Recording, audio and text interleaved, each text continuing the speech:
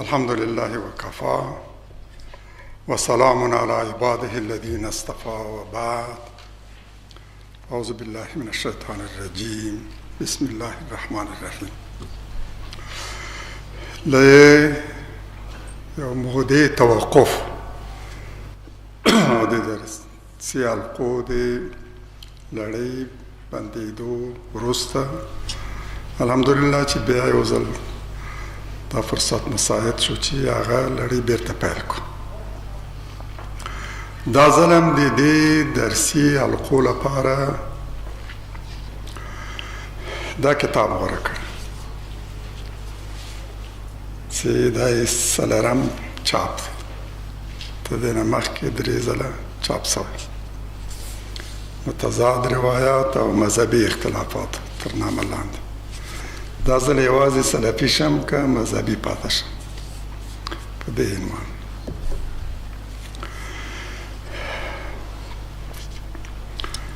د بحث موضوع مو د مذهبي اختلافاتو کمول او ختمول دی. هدف او موخه هم ده. د اختلافاتو د تشدید لپاره نه ده. د مختلفو نظریاتو خاوندانو مذهبي کړیو ترمنځ اختلافات تشدیدول نه بلکې کمول او ختمول مو هدف دی. موږ د مسلمانانو یووالی غواړو. دا خپله دینی او اسلامي وجیبه ګڼو. د وحدت لپاره فکري کار او عملی کار غواړو. تفرق او دشمنی ختم شي. مسلمانان په خپلو منځونو کې په فرعي مسایلو اختلاف ونه کړي. یو بل تکفیر نه کړي. د یو بل نه کرکه او نفرت ونه لري. د دشمن په سترګه ورته ونه ګوري. فرعي اختلافات تحمل کړي. ویې زغمي په سړه سینه. او که د اختلافاتو د ختمولو هڅه هم کوو نو څو نقطې په پام کې ولرو. اساسي قضایاو ته باید توجه وکړو. نه دا چې په فرعي مسایلو کې اختلافات موږ دومره مصروف کړي چې اساسي مسایل رانه هېر شي.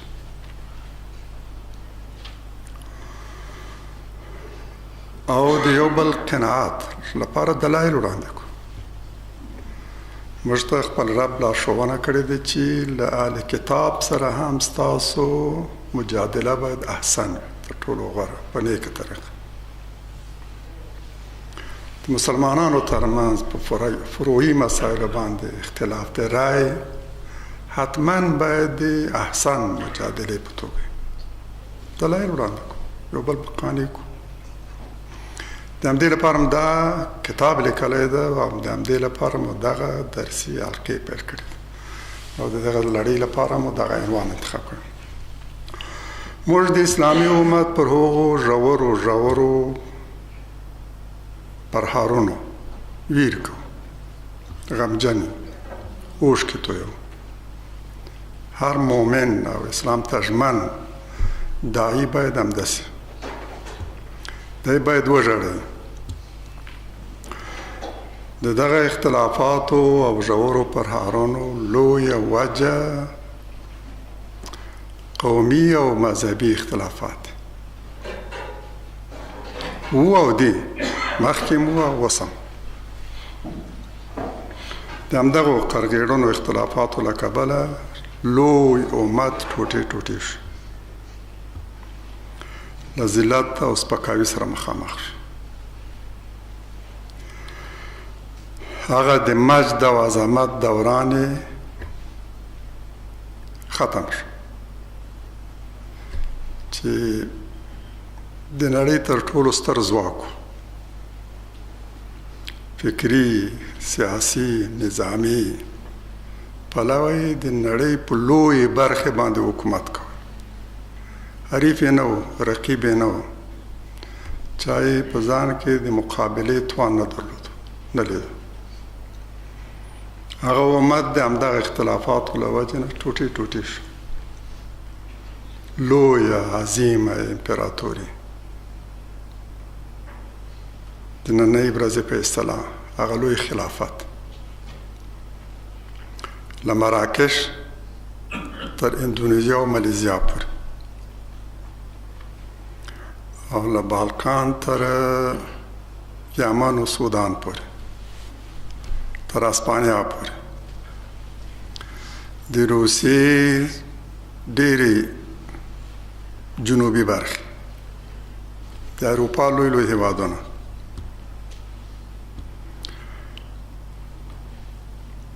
اوکراین چې نن د امریکا او د روسیې ترمنځ د نزاع په سیمې باندې بدله شي او احتمالاً چې خونړی جنګ هم پیل شي په دې باندې نږدې 1500 کاله مسلمانانو حکومت کړ د شوروي اتحاد هم یو لوی ایالت لوی او مخکې تللی ایالت غواړو دا حالت پای ته ورسېږي دا مبارزه هم د همدې لپاره پیل کړې چې هم افغان ولس متحد کو د اسلام تر بیرغ لاندې او هم اسلامي امت دا مو لوی ارمان ده دا مو لوی هدف ده دعا کو چې الله تعالی هغه ورځ په موږ باندې وګوري چې هم ملت متحد دي د اسلام تر بیرغ لاندې او هم اسلامي امت متحد شوی او هغه تیر مجد او عظمت یې ترلاسه کړی غواړو دوی ټول د ورونو په څېر دی او بل په څنګ کې ژوند وکړي د یو امت د غړو په توګه او تر یو زعامت لاندې هماغسې چې الله تعالی حکم کوي هماغسې چې دین له موږ غواړي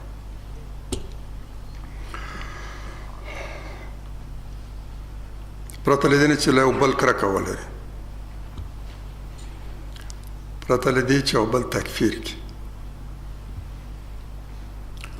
نه په فروعي مسایلو کې اختلافات د دوی ترمنځ په دشمني واوړي نه اصلي مسایل هیر او په فروعي مسایلو پورې ونښلي نه ستر خطرناک بهرني او کورني دشمنان له پامه وغورځوي او هغوی ته شا کړي او په داسې شخړو کې ځان مصروف کړي چې د مسلمانانو ترمنځ له فروعي اختلافاتو راولاړېږي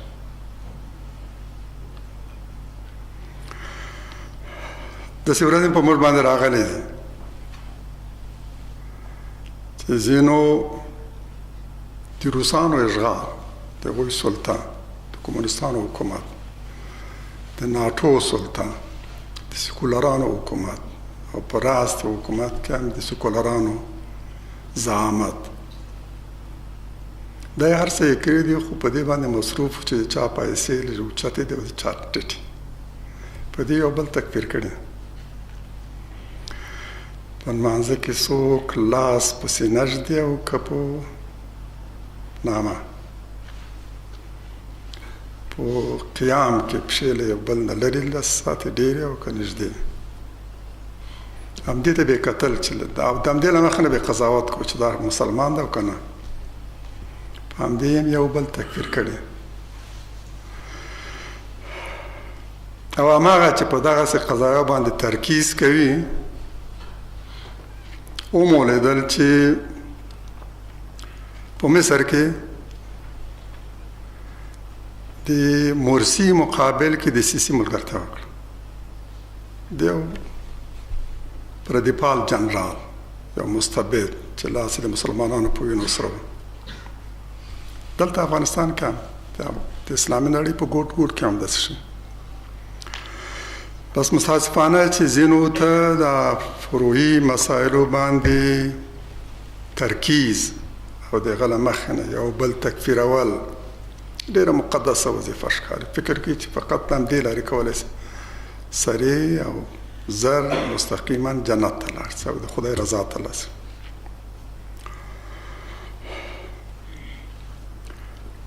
غوښتل مو او اوس هم لګیا یو د همدې لپاره چې افغان ولس په یو ډاډمن او متحد اسلامي صف کې راغونډ شي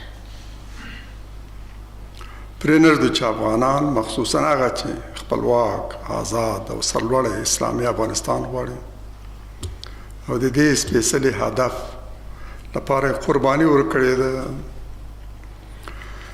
سره وویشل سي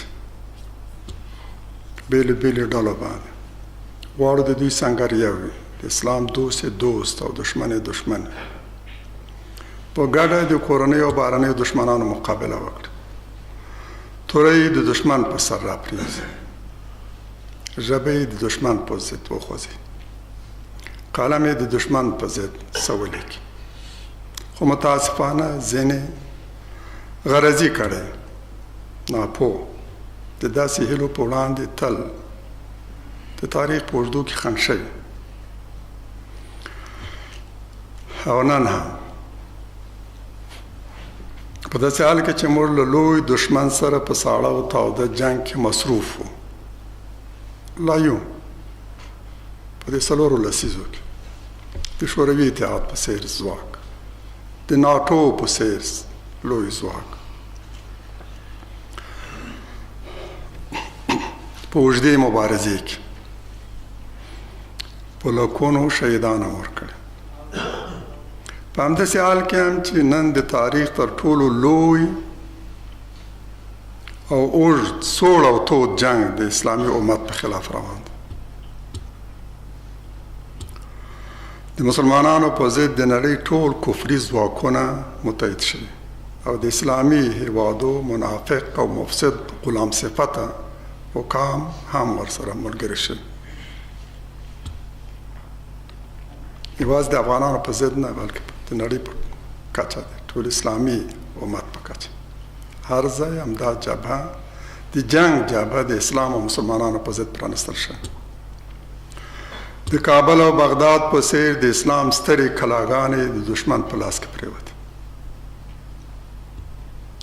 په همدې ویرجن او دردناک حالت کې ځینې وایي موږ په مقلدو مذهبیانو پسې ور روان دغه څه دی چې ما په خپل غوږ اورېده یو څوک د منبر په سر دا خبره کوي ور روان یو مقلدینو سنګرونه یو په بل پسې پته کوو فخر کوي خپلو مرګونو ته هم ډاډ ورکوي دا نه وایي چې د ناټو خلاف په جنګ کې لګیا یو د هغوی سنګرونه پته کوو د مقلدینو په خلاف لګیا یو سنګرونه یو په بل پسې پته کوو ځینې وایي د مذهب تقلید شرک دی ځینې وایي د احنافو په طریقه لمونځ کول اصلا لمونځ نه دی د دوی لمونځ د سنت خلاف دی او الله تعالی یې نه قبلوي ځینې وایي له سنتو وروسته دعا څنګه ده لویه مهمه مسله هم دا ده په همدې باندې ځینې تکفیر کوي او خپل صداقت او اخلاص هم له اسلام سره ثابتوي دې ته ورته مسایل ډېر فروعي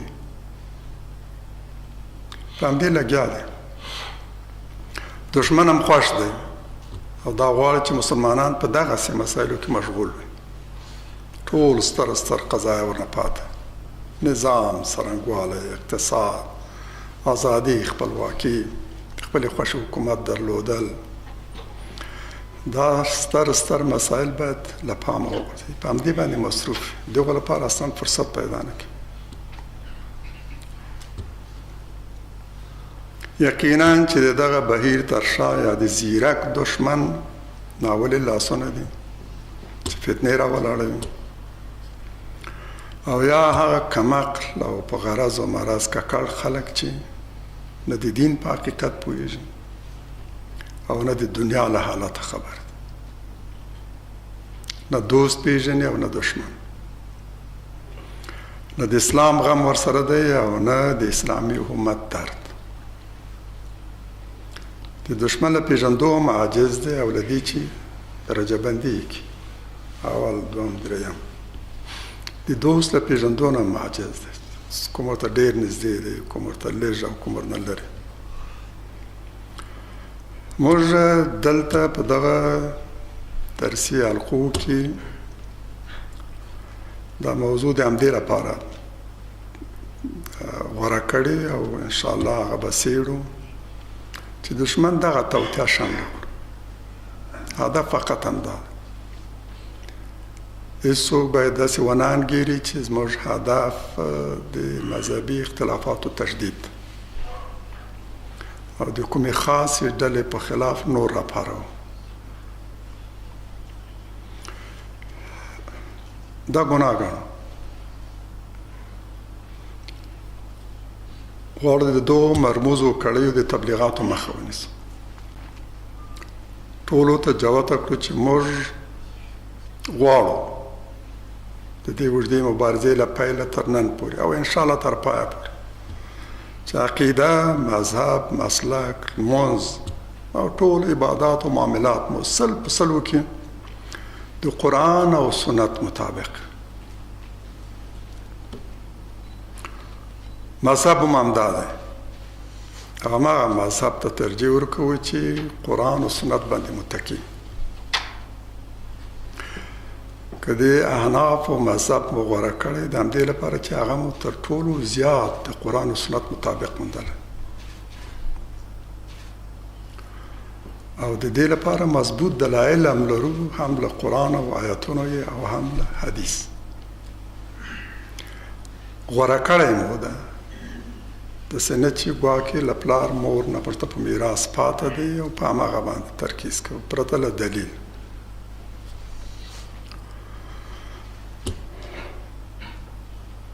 هر مسلمان خپل ورور ګڼو. د ټولو حقه مذاهبو پلویانو ته درناوی لرو. څوک چې له موږ سره په قبلې کې شریک ده خپل ورور ګڼو. د غلط تکفیرولو نه ډډه کوو. هغه د ورور په سترګه ګورو. شافعي، مالکي، حنبلي، سلفي او هر هغه څوک زموږ دیني ورور دی چې د الله تعالی کتاب قرآن یې لارښود دی او د رسول الله صلی الله علیه وسلم سنت یې تګلاره ده. خپله تګلاره او دریځو موقف هم د قرآن او سنت په رڼا کې ټاکي په ټولو قضایاو کې، د مذهب په ارتباط هم، سیاسي قضایاو کې هم. خپل ورونو ته مو تل ویلي او بیا وایو چې په فرعي مسایلو کې اختلاف باید تاسو دغو خلکو په دشمنۍ، حساسیت او ضدیت ته تشویق نه کړي، اړ نه کړي چې په اصلي مسایلو کې له تاسو سره متحد. خدای مني، قرآن مني، پیغمبران مني، آخرت باندې ایمان ده، په ملائکو باندې باور ده، قضا او قدر باندې باور لري، حلال او حرام پولی پیژني د قرآن او د سنت په رڼا کې.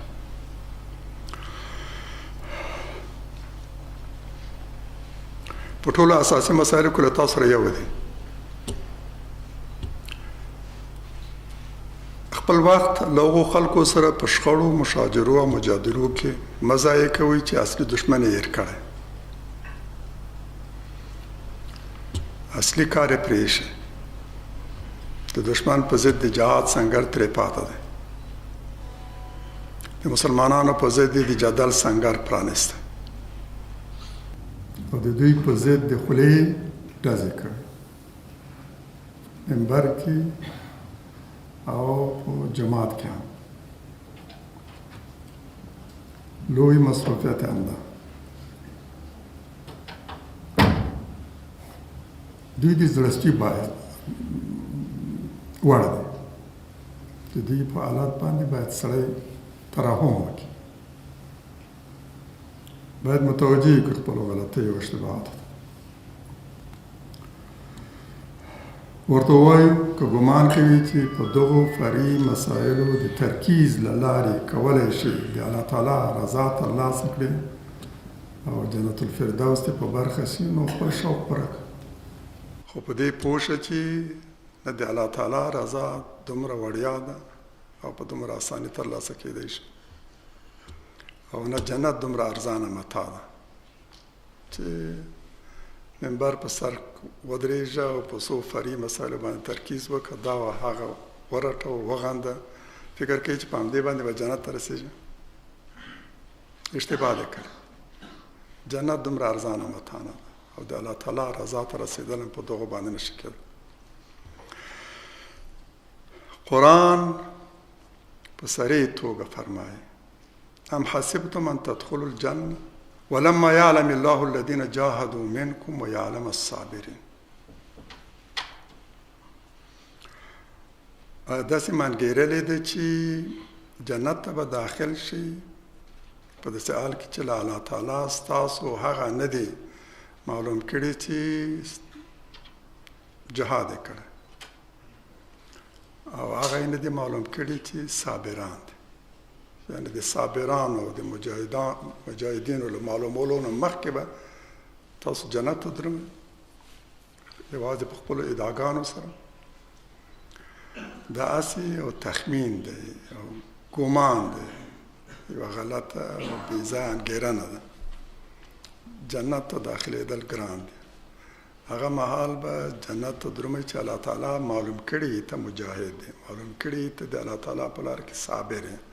دا سختې ورځې در باندې راغلي دي، په دې سختو ورځو کې د صبر کړی، په الله د توکل کړی، د جهاد لمن دې کلکه نیولې، ملا دې کلکه تړلې، تر څو دا ثابته نه کړي مطمئن اوسئ چې جنت ته نشي داخله. ډېره مهمه خبره ده، یعنی چې جنت د مجاهدینو ځای ده او د صابرانو، له دې نه پرته بل څوک نشي تللی. د دې آیت معنا هم دا دا مطلب په ګڼ شمېر نورو آیتونو کې هم په همدغه صیغه له مختلفو الفاظو سره راغلی، تر څو چې الله تعالی په ایمان کې رښتینی له کاذبو بیل نه کړي، ګمان مه کوئ چې جنت ته رسېدی شي. الله تعالی به حتما پاک و ناپاک، صادق و کاذب، رښتینی مؤمن او منافق بیلوي. د ازموینو په ترڅ کې سختې ورځې به راځي، مسلمانان به له ازموینو سره مخامخ کېږي. د دغه ازموینو په نتیجه کې به معلومیږي چې څوک په خپل ایمان کې او ادعاګانو کې صادق دی او څوک دروغجن. له دې نه مخکې څوک جنت ته نشي داخلېدلی. یعنې دا هسې یو خوښه هیله او بې بنسټه انګېرنه ده چې تاسو به یوازې د ایمان په دعوا سره جنت ته داخلېږئ. د جنت دروازې به ستاسو په مخ پرانستل کېږي، مخکې له دې چې له ازموینو تېر شي، په امتحانونو کې بریالی شي او د ازموینو په ترڅ کې جنت ته د ننوتو وړتیا ثابته کړي. دا هیله د الله تعالی له سننو سره اړخ نه لګوي. الله جنت د هغو لپاره جوړ کړی چې په ازموینو کې بریالی شي. جنت د مجاهدینو او صابرانو ځای دی. په ازموینو کې الله تعالی دا عملا څرګندوي چې څوک مجاهد او صابر دی او د جنت مستحق. د چا دوستی د خدای لپاره او دشمنی د الله تعالی لپاره. د خدای دوست دوست ګڼلی دی او د خدای دشمن دشمن. دا باید عملا ثابت شي.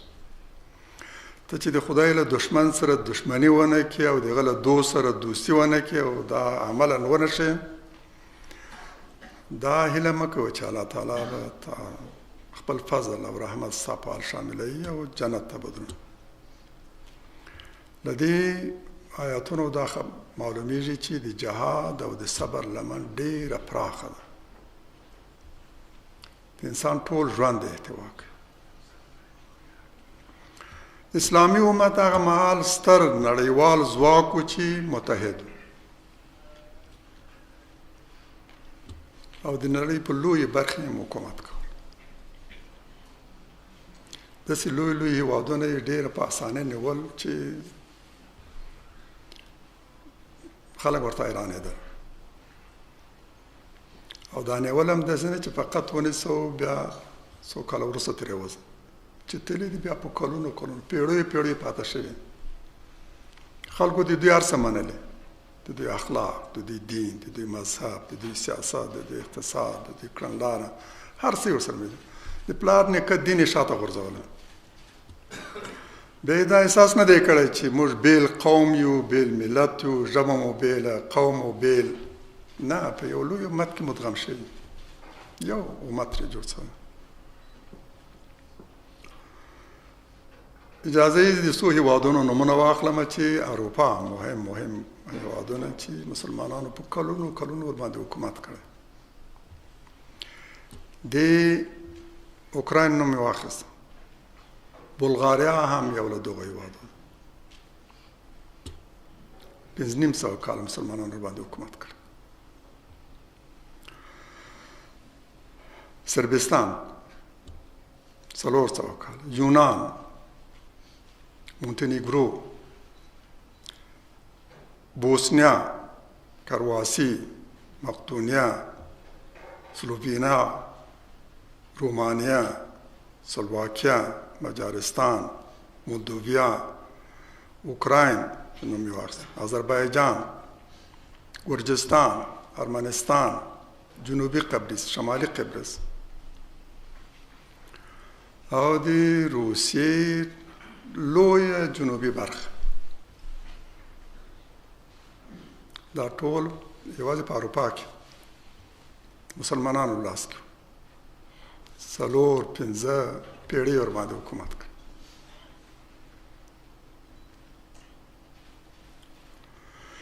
راشه خپل دغه وضعیت، مخکنی وضعیت د اسلامي امت له ننني وضعیت سره مقایسه کړو. هغه لوی هېواد او ستر امت ټوټې ټوټې شوی، د کلي په سویو هېوادونو باندې بدل شوی، کلو ته ورته، لویو کلو ته ورته هېوادونه.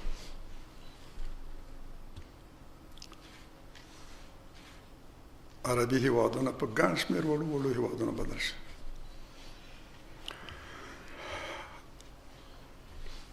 او ټول همداسې چې د بهرنیو مستعمرې دي، اقتصادي لحاظه د هغوی مارکیټونه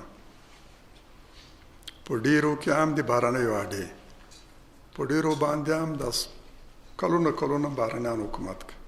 ترې وتلي هم دي سره دین حکومت باندې کوي. الجزایر یو مثال ده، فرانسویانو نیولی، تر 1 میلیون زیات الجزایران یې ووژل، ترې وتلي، خو نن هم په هغو باندې حکومت کوي. او دا د اسلامي هېوادو د ډېرو حالت همداسې، په ځینو کې خو لا اوس هم اډې دي، لویې لویې اډې چې ټوله سیمه د همدغو اډو له لورې اداره کوي. نن د نړۍ ټول جنګونه په اسلامي هېوادو کې، هېوادونه یو د بل په خلاف جنګوي. د عراق او د ایران جنګ، د عراق او د کویت جنګ، دا اوس د نړۍ ټول جنګونه په اسلامي هېوادو کې، د نړۍ ټول مهاجرین مسلمانان دي، تر 100 کې تر 90 زیات.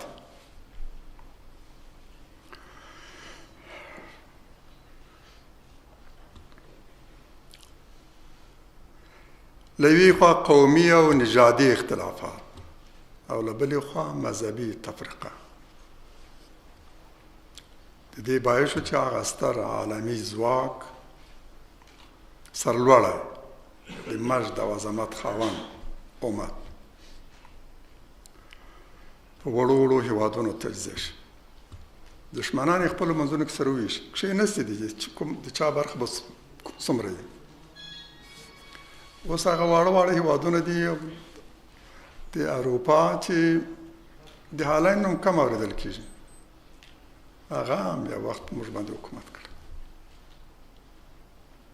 بریتانیا خو پرېږده، فرانسه خو پرېږده، جرمني خو پرېږده، امریکا، روسیه دا خو پرېږده چې ټول د مرکزي اسیا هېوادونه روسیې نیولي. اما د اروپا ډېر واړه واړه هېوادونه هم راغلي او په مسلمانانو باندې د اوږدو کلونو لپاره حکومت کړ، د تفرقې له وجه، د اختلاف له وجه، یو د بل په خلاف جنګول. که عربانو له اروپایانو سره لاس یو کړی او د عثماني ترکیې خلاف په ګډه جنګېدلي، خپل قومي او نژادي جنګ ته مذهبي رنګ ورکړ. که ایران هم داسې له اروپایانو سره لاس یو کړی د عثماني ترکیې په خلاف، نو د مذهب تر نامه لاندې دا کار کړ. د مذهب جنګ نه و، د مذهب تر نامه لاندې قومي او نژادي جنګونه د امت د ټوټې ټوټې کولو په موخه اروپایانو تشویق کړي دغسې جنګ لپاره. د مذهبي اختلافاتو په پارولو کې د جعلي، متعارض او متضاد روایاتو لویه ونډه. د اسلامي امت د تفرقې یو لوی عامل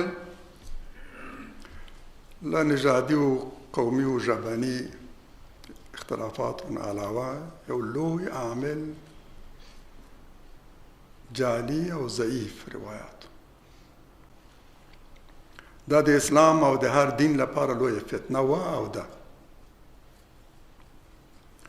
د امت ډېرې ستونزې له همدې روایاتو راولاړ شي. که تاسو د یهودانو او مسیحیانو مذهبي اختلافاتو ته ځیر شئ وبګورئ چې منشأ یې همدا روایات.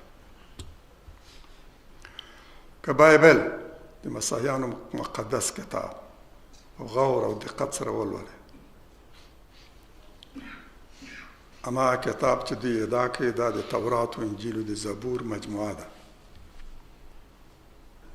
څه چې تاسو په دې کتاب کې نشئ موندلی هغه د تورات او د انجیل او د زبور آیاتونه دي چې نه شئ موندلی. دا کتاب فقط روایات، جعلي روایات، قصې، مسخره قصې.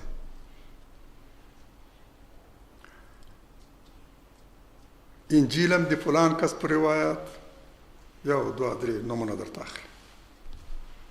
ټول له سره تر پای پورې ستاسو وګورئ د روایاتو مجموعه ده، د مسخره روایاتو، مسخره قصو مجموعه ده. تورات او انجیل نشته. ما بایبل له سره تر پای پورې په دې تمه او په دې هیله وسوسله ده چې وګورم په دې کې د الله تعالی کلام ته ورته کلام شته که نه. چاره صفحه مې اړوله، فکر مې کوه چې که دې کې مې ونه موندو شاید په دا بله صفحه کې وم، ولې تر پای پورې مې پیدا نه کړه. داسې چې د انسان ضمیر یې ومني، عقل ورباندې قانع شي دا کیدی شي یو الهي کلام. ما دې ته ورته کلام په دې ټول بایبل کې ونه موندو او کامل څرګند ده له اوله تر اخره پورې چې دا د روایاتو مجموعه ده. یعنې د هغوی مشکل هم له روایات را پیدا شوی. تورات او انجیل پاته شوی په روایاتو پورې شنه دي. او دا روایات هم اصلا د مسیحیانو دشمنانو رامنځته کړي. بایبل اصلا د مسیحیانو د دشمنانو په لاس لیکل شوی، د پولس په څېر د مسیحیانو لوی دشمن چې د هغه ګڼ شمېر خطونه هم په دې بایبل کې راغلی. د هغه ته د رسول خطاب کوي، پولس رسول. د هغه په څېر خلکو د بایبل لیکلی او لیکل شوی هم د په یوناني ژبه، اصلي عبري ژبه کې تورات او انجیل تاسو نسئ موندلی. که شته هم نو له یوناني ژبې نه ترجمه شوی. له دغسې روایاتو جوړ شوی بایبل، لکه چې هغوی اصلي دین الهي کتاب شاته وغورځول او ختم شو، له منځه لاړ. ځای جعلي روایات ونیول، مسخره قصو ونیول. متاسفانه اسلامي امت کې هم دغه روایات د دې باعث شو چې فتنې راولاړه سي، اختلافات راولاړه سي، لوی امت ټوټې ټوټې شو.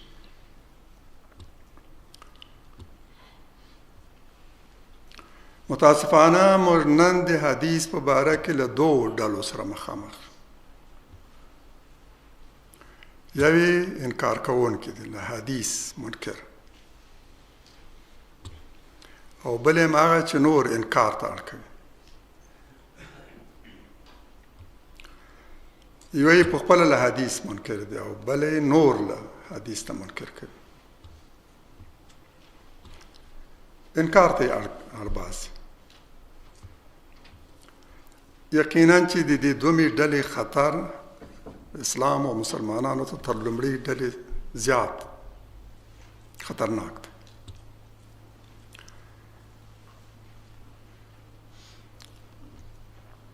هغه چې هر وچو لانده پیغمبر علیه السلام ته منسوبوي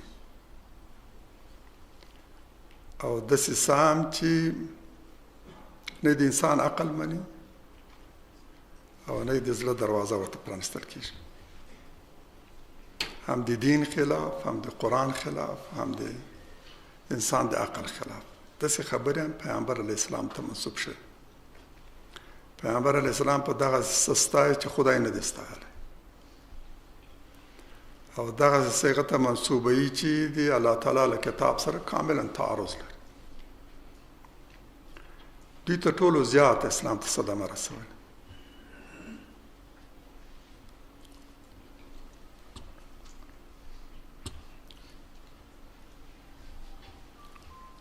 له سنت انکار بازار نه لري، څوک نه مانی. په اسلامي امت کې که څوک دغه لړۍ غوره کړي، دا سلسله او دا دریځ غوره کړي، تګلاره چې د حدیث انکار وکړي، څوک نه مانی.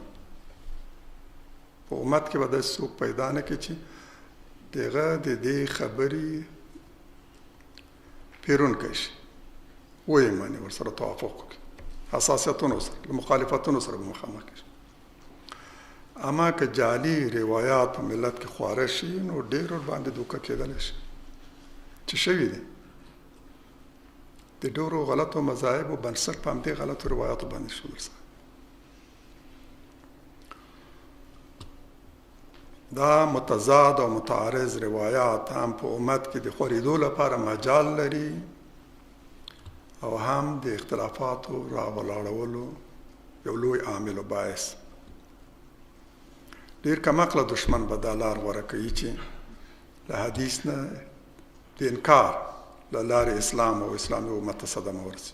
دا برعکس مسلمانان لام اساس کوي. دشمن هغه ډلې خوښوي، جوړوي او پالي چې د دین او مذهب په نامه د دین جرړې پرې کړي. تل د اسلام سنګرونه له داخله فتح شوي، تل د دین په خلاف د دین په جامه کې جنگ شوی. تاسو که د تاریخ په اوږدو کې ټول جنګونه وګورئ، د دین په نامه د دین په ضد جنگ شوی. خپل دینداران خو پرېږدي، دین پالان خو پرېږدي. فرعون هم په پای کې د دین په نامه د موسی علیه السلام مقابله کوي او خپلو مشاورینو ته وایي چې ذروني اقتل موسی انی اخاف ان یبدل دینکم او ان یظهر فی الارض الفساد. ما پرېږدئ چې موسی ووژنم، ویرېږم چې ستاسو دین بدل نه کړي. یعنی د دین حامی شو فرعون. اوس د موسی مقابله باید د دین په جامه کې وکړي، د دین له سنګره. همداسې ده د تاریخ ټول جنګونه چې تاسو وګورئ، د یو کاذب او دروغجن مذهب و دین تر نامه لاندې د اصلي دین مقابله شوه.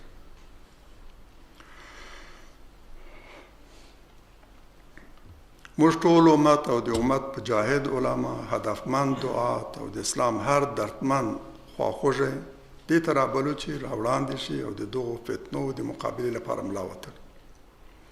موږ له هیڅ واقعي مسلمان سره که د کوم مذهب پلوي وي او یا سلفي و غیر مقلد وي، هیڅ ستونزه نه لرو. غواړو ټول په یوه صف کې راغونډ کړو.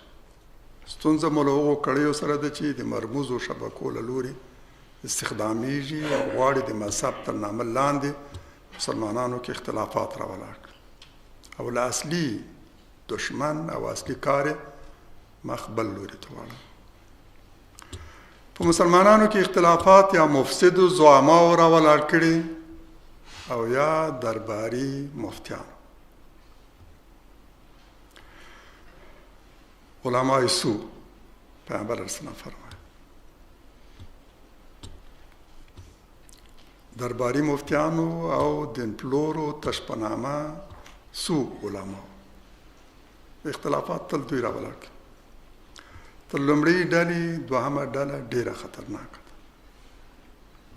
لومړۍ ډله د دوهمې ډلې په مرسته د اختلافاتو رامنځته کولو مجال او امکان ترلاسه کوي. د دشمن له لوري توظیف شوي مبلغین او مفتیان په جعلي روایاتو سره کولی شي په مسلمانانو کې مذهبي اختلافات راولاړ کړي. که تاسو په دین پالو کې د اختلافات عوامل ولټوئ، نو درته جوته به شي چې جرړي په متعارض، متضاد او جعلي روایاتو کې او د دې روایاتو شمیر دومره زیات دی، دومره زیات چې هر محدث و فقیه او امام له لکونو نه 2-3 زره غوره کړي، نورې لرې غورځولې. لکونو احادیث را غونډ کړي او هغې چړلي تنقیح کړي دي او د دوی له منځ دی 2-3 زره په ډېر تکلیف سره غوره کړي رایستلي.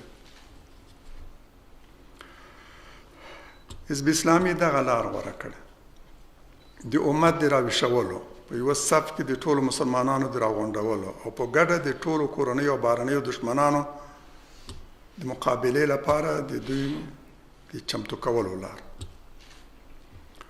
د دغه تګلارې له امله و چې نه یوازې د افغان ولس اکثر صالح او هوښیار مجاهدین او د اسلام دردمن او هدفمن خواخوږي د حزب په لیکو کې تنظیم شول، په لنډه موده کې یو لوی حزب ترې جوړ شو. له 2 سترو ځواکونو سره تصادم شو. دواړو د لومړي دشمن په فهرست کې نیولی، په خپل فهرست کې د لومړي تر ټولو خطرناک او ستر دشمن په توګه منلی او د دواړو په خلاف په جهاد کې هم مقاومت د جهاد د ملا تیرو. د ولس تر ټولو صالح خلک دغه په محور راغونډ شي، اسلام ترجمن خلک دغه په څنګ کې راټول شي. وجه همدغه تګلاره د دې باعث و چې ټول اسلام ترجمن او خواخوږي راغونډ کړي په یو صف کې او دا ستر کارونو توفیق او سعادت الله تعالی ور په برخه کې. وړه خبره نه وه د شوروي اتحاد په خلاف د دغه ولس راپارول، منظم کول، مبارزې ته چمتو کول، قربانۍ ته چمتو کول. نه یې وسایل په لاس کې وو، نه بهرني حامیان، بس د الله په توکل او مرسته یې دا مبارزه پیل کړې ده او دا ټول ملت یې په څنګ کې ودرېد. 5 میلیونه په یو جهاد کې د همدې هدف ارمان لپاره هجرت ته چمتو شول چې حزب اسلامي بیرغ اوچت کړی او 6 میلیونه وروسته د ناټو په خلاف جهاد په دوران کې عملاً وښودله چې مثبته لار همدغه ده، د مسلمانانو د یووالي لار، په اساسي مسایلو باندې ترکیز لار، لوی اهداف ځان ته ټاکل، ستر دشمنان ځان ته غوره کول، په وړو خبرو کې نه مصروفېدل، وړې جبهې نه پرانستل، په داخلي شخړو او منازعاتو کې نه مصروف کېدل. دا باعث شو چې موږ په دې 2 سترو جهادونو کې الحمدلله بریاوې ترلاسه کړو، خپلو لوی ارمانونو ته ورسېږو. موږ نه دې غوښتل چې له هېڅ اسلامي ډلې سره په جګړو کې ښکېل شو. دا نن چې موږ کوم موقف غوره کړی ده تل مو همدا موقف و. دا نن نه چې د حزب اسلامي کوم موقف دی دا مو د دې مبارزې په اوږدو کې و. دلته یوه ډله چې مستقله ډله راغلې، قدرت یې ترلاسه کړی، حزب اسلامي بلا قید و شرط دغه مرسته کړه، سره له هغه اختلافاتو چې ورسره لري او سوابق هم تاسو ته معلوم دي څنګه تېر شوي، د حزب سوابق هم او د همدې ډلې سوابق. اما موږ لویو اهدافو ته ارمانونو ته په پام سره د دې اوسني وضعیت حمایت کړی بلا قید و شرط له کومې تمې او توقع پرته. مخکې مو هم ویلي چې که څوک اسلامي نظام قایم کړي بس موږ خپل هدف ارمان ته رسېدلي، که څوک اهل او صالح کسانو ته قدرت وسپاري موږ او که د خیر کوم ګام هم واخلي موږ به یې ملګري وي. هره سمه خبره هم چې د هغوی له خولې وځي موږ به حمایت کوو، تایید به کوو. نه یوازې د افغان ولس تر ټولو صالح او اسلام ترجمن شخصیتونه د حزب په لیکو کې او صفوفو کې منظم شول، بلکې شوروي اتحاد خلاف د جهاد په دوران کې د دنیا له ګوټه ډېر مخلص، نخبه او چڼل شوي مجاهدین، اسلام ترجمن، خدای پال، صادق، مخلص چې راغلي د افغانستان په جهاد کې برخه اخیستې، د مجاهدینو په سنګرونو کې جنګېدلي، د ډېرو وینې هم دلته توی شوي، ډېر هم دلته په شهادت رسېدلي، همدلته دفن شوي. د هغوی هم غوڅ اکثریت د حزب اسلامي په لیکو کې تنظیم شو. دې ته ترجیح ورکوله چې دې زه په سنګر کې وجنګېږم. که اشتباهاً کله د بل تنظیم په صف کې تللی دي وروسته متوجه شوي ده او د حزب لیکو ته راغله. لویه وجه یې همدا وه. دعا مو تل دا ده چې الله تعالی موږ ته د حق لار وښیي او په دې لارې د تلو توفیق راکړي. له باطل نه مو خوندي وساتي، باطل را وپېژني، باطل د پېژندو توفیق راکړي، د دوست دشمن د تفکیک توفیق راکړي او د باطل نه د اجتناب توفیق زموږ په برخه کې. په همدې اکتفا کوو. خدای مو خوشحاله. سبحانک اللهم وبحمدک نشهد ان لا اله الا انت نستغفرک ونتوب الیک.